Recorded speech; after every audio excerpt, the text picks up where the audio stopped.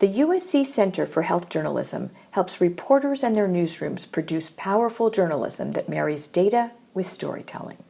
The center provides mentoring, training, and reporting stipends to help bring untold stories to light. Michael LaForgia and a team at the Tampa Bay Times published a series called Failure Factories starting in fall 2015. It chronicled the pernicious effects of the re-segregation of schools in Pinellas County, one of Florida's most affluent areas. The series unleashed a firestorm. Parents called for reforms. U.S. Congressional Representative Kathy Kessler demanded an investigation of the county's use of federal funds, and outgoing U.S. Education Secretary Arne Duncan came to town with his successor, John King, to find out exactly what was going on. The Columbia Journalism Review said the series represented some of the best journalism of 2015.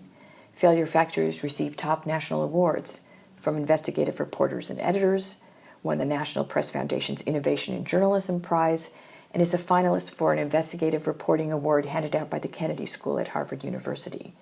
More importantly, Failure Factories created the climate for change that was long overdue. For this journalism project, putting in the hard work to tell the story with both data and community stories made all the difference. This was the most demanding, but also the most rewarding project that I've ever worked on.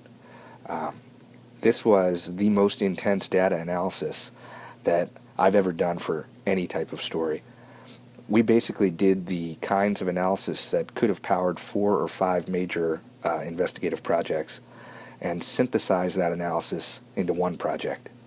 The 5 schools that we focused on were awash in violence.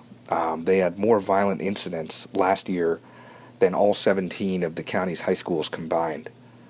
We found that teacher turnover was rampant, and that when experienced teachers were leaving these schools, they were more likely to be replaced by rookies or teachers who had troubled pasts. We found that black students were disproportionately targeted for harsh discipline in the school system, for punishments such as out-of-school suspensions. We found that more black kids than ever before were applying to the county's most prestigious schools, but fewer were getting in than had ever gotten in before. At the same time we were doing this analysis, we were also fanning out into the community. From the get-go, we were in churches in the county's black neighborhoods. We were at community centers and tutoring sessions. We reached out to nonprofits. We attended tons of youth sports events. We even hung out at barbershops, all as a way of getting into the community and showing a community that traditionally had been ignored, both by the government and, honestly, by the newspaper, that we were serious about telling the story and that we understood what was at stake.